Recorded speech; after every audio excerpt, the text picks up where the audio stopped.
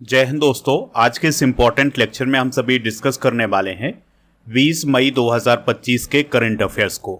तो आप इस पूरे लेक्चर को बहुत ही ध्यान से लास्ट तक जोड़ देखिएगा।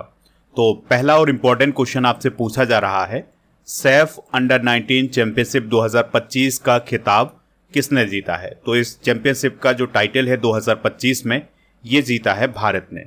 अब आपको यहाँ पर ये बात याद रखनी है कि ये जो चैंपियनशिप है ये फुटबॉल से रिलेटेड है।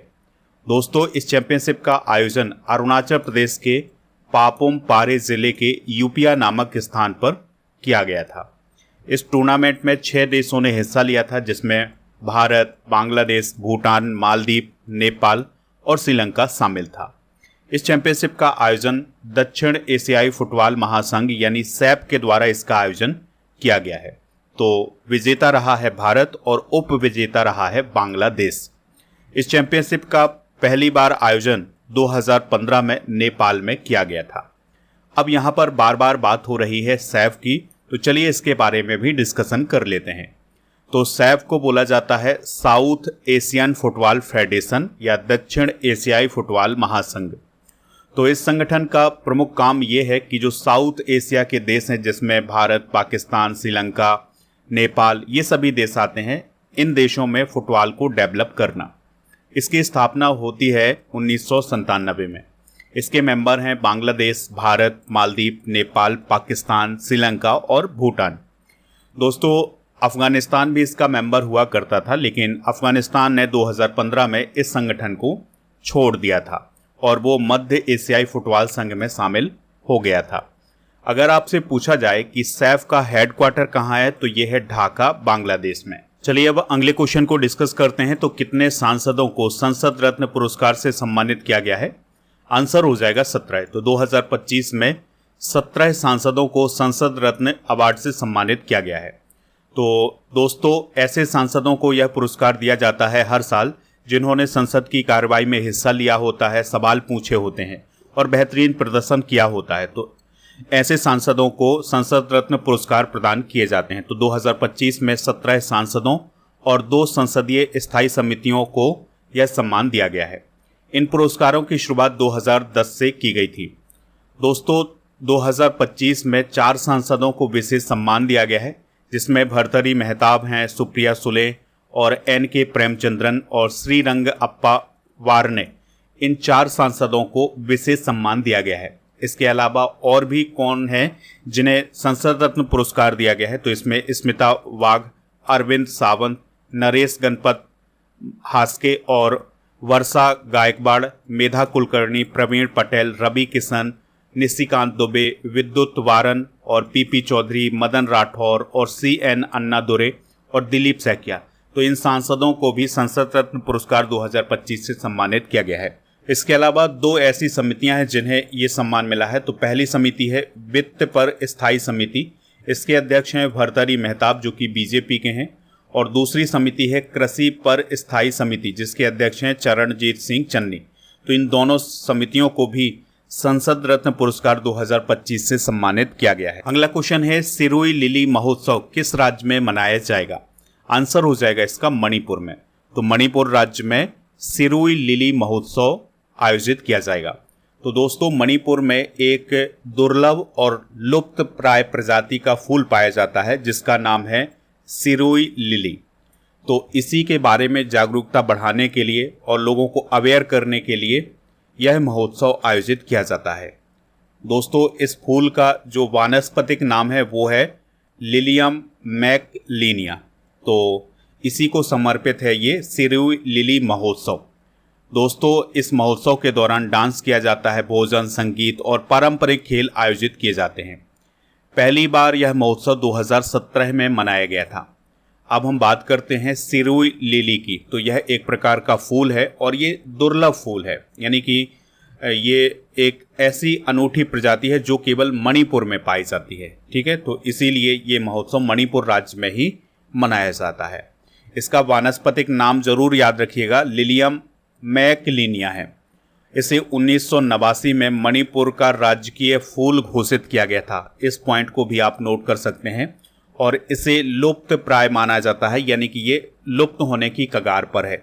इसकी खोज अंग्रेजी वनस्पति शास्त्री फ्रैंक किंगडन वार्ड के द्वारा की गई थी। देखिए यहाँ पर बात हुई है मणिपुर की, तो मणिपुर की कैपिटल क्या है? इम्फाल। अजय कुमार भल्ला यहाँ के राज्यपाल हैं। अभी यहाँ पर कोई भी मुख्यमंत्री नहीं है, ठीक है। और इसकी स्थापना 21 जनवरी 1972 को हुई थी। लोकटक झील मणिपुर राज्य में ही स्थित है। तो मणिपुर का जो बिष्णुपुर जिला है, यहाँ पर दोस्तों लोकटक झील है। मणिपुर में 2 नेशनल पार्क हैं, जैसे जिसमें सिरोई राष्ट्रीय उद्यान और केईबुल लामजाओ राष्ट्रीय उद्यान है। केईबुल लामजाओ राष्ट्रीय उद्यान दुनिया का एकमात्र तैरता हुआ राष्ट्रीय उद्यान है। तो ये फैक्ट आप नोट कर सकते हैं। मणिपुर की लोकेशन भी देख लें आप, यहाँ पर स्थित है। चलिए अगले क्वेश्चन को डिस्कस करते हैं। पहले खेलो इंडिया बीच गेम 2025 की मेजबानी कौन करेगा? आंसर हो जाएगा दादरा और नगर हवेली और दमन और दीव।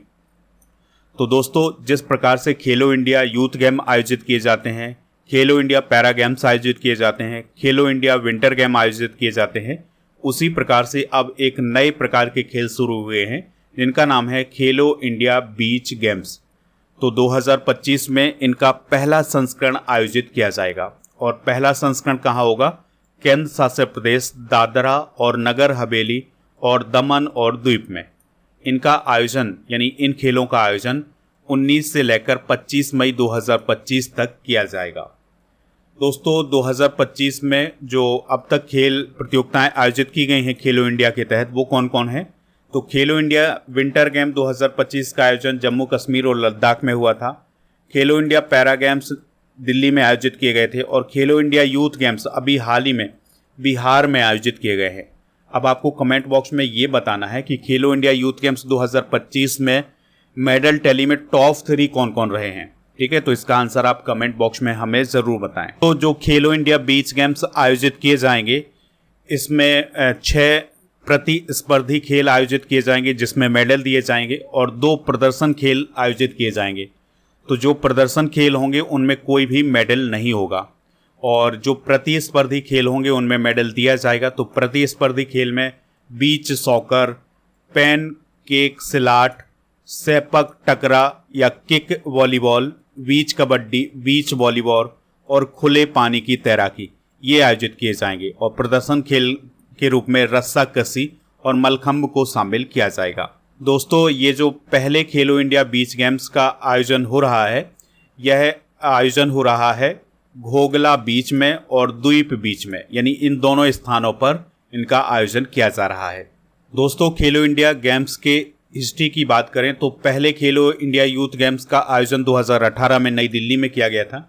पहले खेलो इंडिया यूनिवर्सिटी गेम्स 2020 में शुरू हुए थे और इनका पहला आयोजन भुवनेश्वर ओडिशा में हुआ था। पहले खेलो इंडिया विंटर गेम्स का जो आयोजन है ये 2020 में हुआ था गुलमर्ग जम्मू कश्मीर में। और पहले खेलो इंडिया पैरा गेम्स का जो आयोजन है ये 2023 में हुआ था दिल्ली में। अगला क्वेश्चन है इटालियन ओपन 2025 टेनिस प्रतियोगिता किसने जीती है? आंसर हो जाएगा कार्लोस अल्कराज ने। तो दोस्तों यहाँ पर आप कार्लोस अल्कराज को देख पा रहे हैं, तो इन्होंने ही इटालियन ओपन 2025 प्रतियोगिता को जीता है। जो इटालियन ओपन है इसका आयोजन 6 से 18 मई 2025 तक इटली की राजधानी रोम में किया गया है। तो इसमें पुरुष एकल का खिताब स्पेन के कार्लोस अल्कराज ने जीता है, जबकि महिला एकल का खिताब जैस्मीन पाओलिनी ने जीता है जो कि इटली की हैं। इटालियन ओपन की शुरुआत कब से हुई थी? 1930 से हुई थी, इस बात को भी आप याद रखिएगा। चलिए दोस्तों टेनिस की अन्य प्रतियोगिताओं के विजेता भी डिस्कस करते हैं। तो चेन्नई ओपन 2025 का खिताब किरियन जैकबेट ने जीता है जो कि फ्रांस के हैं, और इन्होंने ही दिल्ली ओपन 2025 का खिताब जीता था। बेंगलुरु ओपन 2025 जीता है ब्रैंडन होल्ट ने जो कि अमेरिका के हैं। महाराष्ट्र ओपन 2025 जीता था डेलिवोर सोएरसीना ने जो कि चेक रिपब्लिक के थे। ऑस्ट्रेलियन ओपन 2025 में पुरुष एकल का खिताब जेनिक सिनर ने जीता है, ये इटली के हैं। और महिला एकल का खिताब जीता है मेडिसन कीज ने जो कि अमेरिका की हैं। अभी हाल ही में टेनिस का मियामी ओपन भी आयोजित किया गया था, तो इसमें पुरुष एकल का खिताब जकूब मैंसिक ने जीता है जो कि चेक रिपब्लिक के हैं, और महिला एकल का खिताब आर्याना सबालेंका ने जीता है जो कि बेलारूस। अगला क्वेश्चन है भारत ने किस देश के रेडीमेड गारमेंट्स और प्रोसेस्ड फूड की एंट्री पर बैन लगा दिया है? आंसर हो जाएगा बांग्लादेश। तो दोस्तों भारत ने व्यापार नियमों में बदलाव करते हुए बांग्लादेश से आने वाले फल और carbonated drinks, processed food, cotton, plastic और लकड़ी के फर्नीचर के नॉर्थ ईस्ट के लैंड पोर्ट से इंपोर्ट पर बैन लगा दिया है। यानी कि अब लैंड पोर्ट से इनका इंपोर्ट नहीं किया जाएगा। जो समुद्री पोर्ट हैं इन्हीं से इसका इंपोर्ट किया जाएगा। अब लेकिन जो लैंड पोर्ट होंगे उससे इनको इंपोर्ट नहीं किया जाएगा।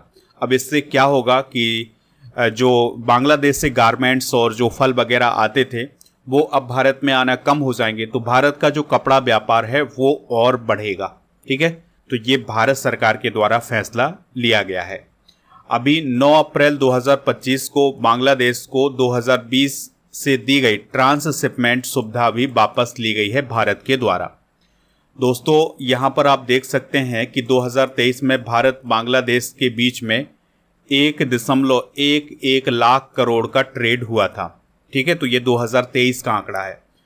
भारत का बांग्लादेश को एक्सपोर्ट किया गया था 94,000 करोड़ का, और भारत में बांग्लादेश के द्वारा इंपोर्ट किया गया था 17,000 करोड़ का। ठीक है, तो ये फैक्ट आप नोट कर सकते हैं। और बात करते हैं बांग्लादेश की, तो बांग्लादेश की स्वतंत्रता की घोषणा 26 मार्च 1971 को की गई थी। कैपिटल इसकी ढाका है और राष्ट्रपति हैं मोहम्मद शहाबुद्दीन, और यहाँ की सरकार के मुख्य सलाहकार हैं मोहम्मद यूनिस, और यहाँ की करेंसी है टका। अगला क्वेश्चन है, किस राज्य के जंगलों में विस्टाडोम ट्रेन सेवा शुरू की गई है?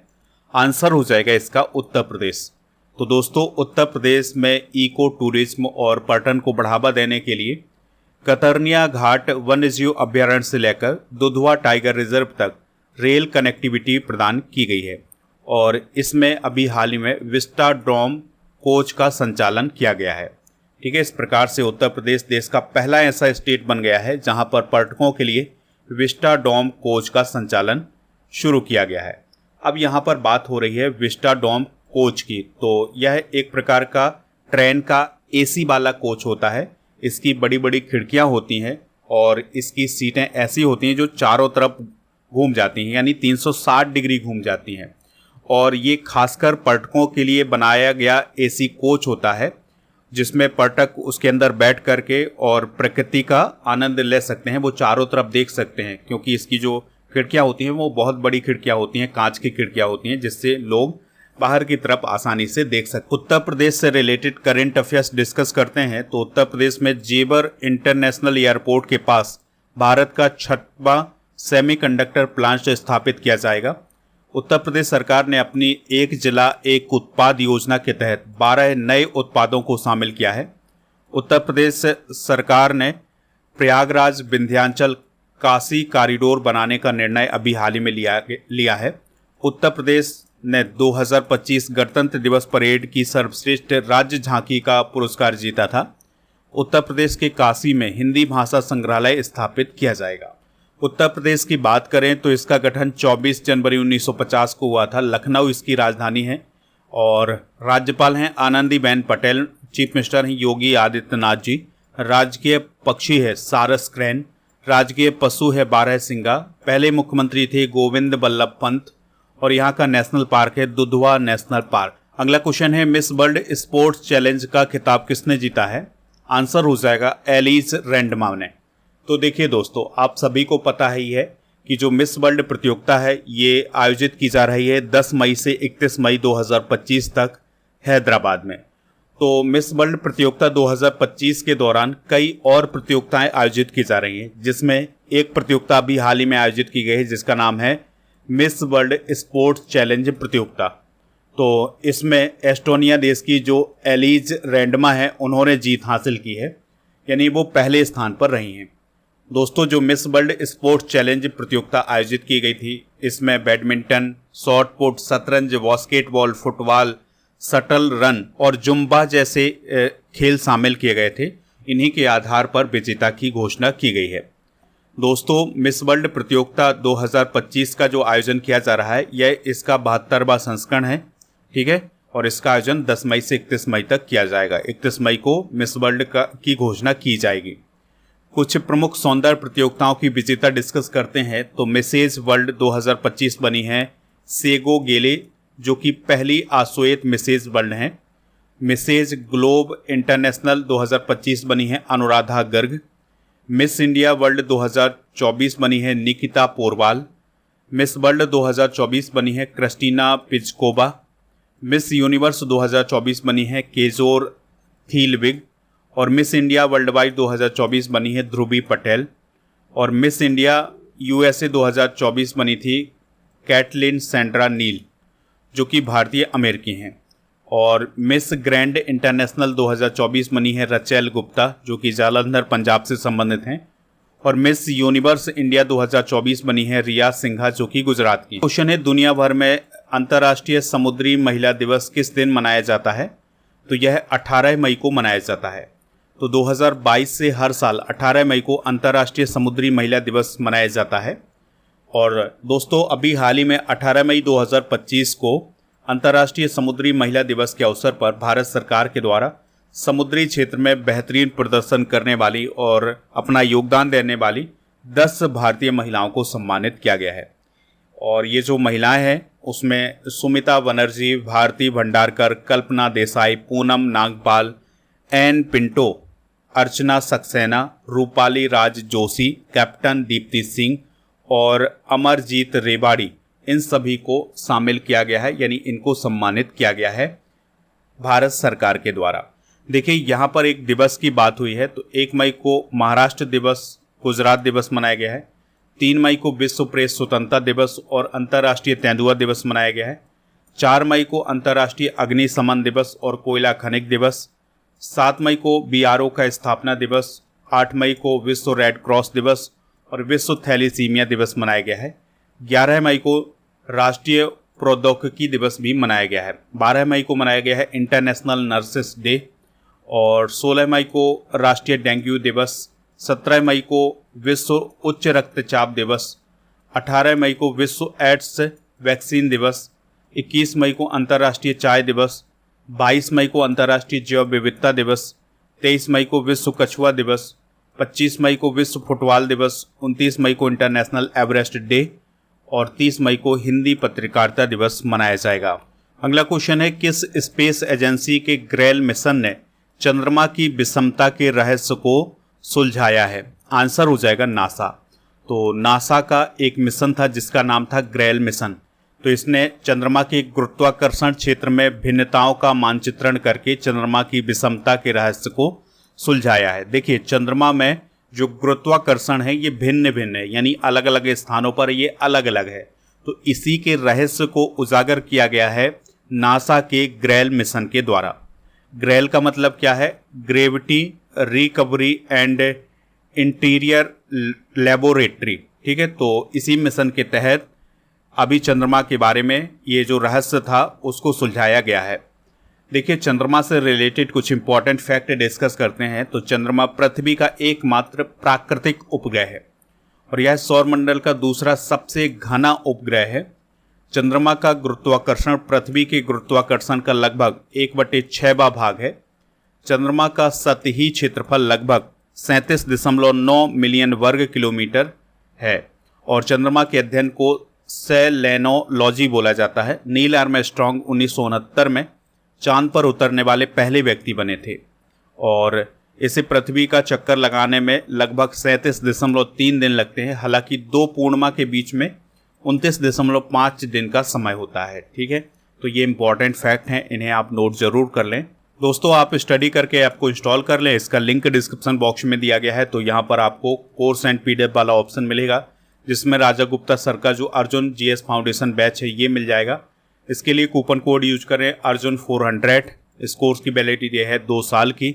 अगर आपको कोई दिक्कत परेशानी आती है तो आप इस नंबर पर भी संपर्क कर सकते हैं। चलिए कल के करंट अफेयर्स को रिवाइज करते हैं। तो WHO ने किस देश को पोलियो रोग के प्रकोप की घोषणा की है?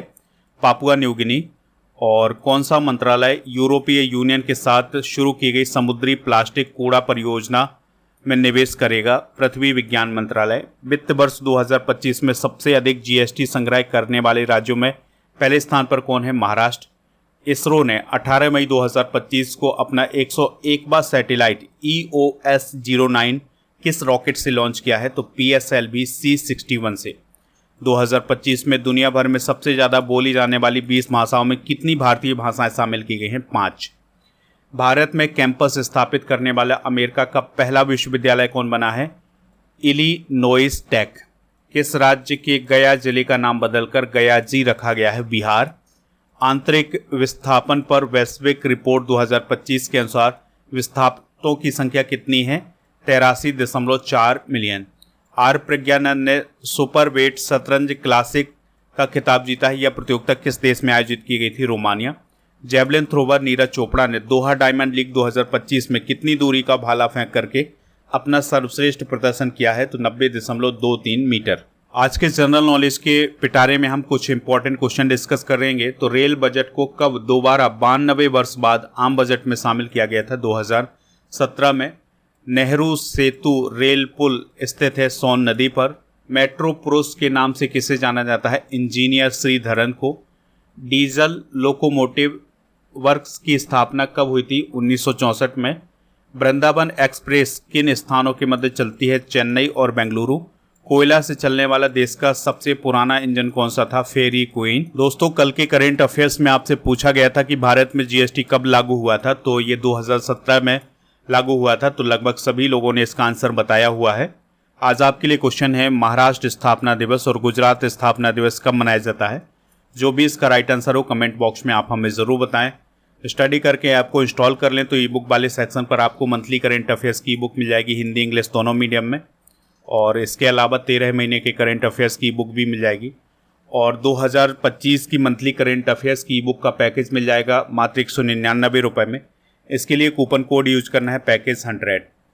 2024 की ई बुक भी आपको इसी कूपन कोड के साथ मिल जाएगी। टेलीग्राम चैनल को ज्वाइन कर लें जिसका नाम है स्टडी करो ऑफिशियल। दोस्तों, ये ई बुक भी आपको ऐप पर मिल जाएंगी, तो इन सभी को आप ऐप से प्राप्त कर सकते हैं।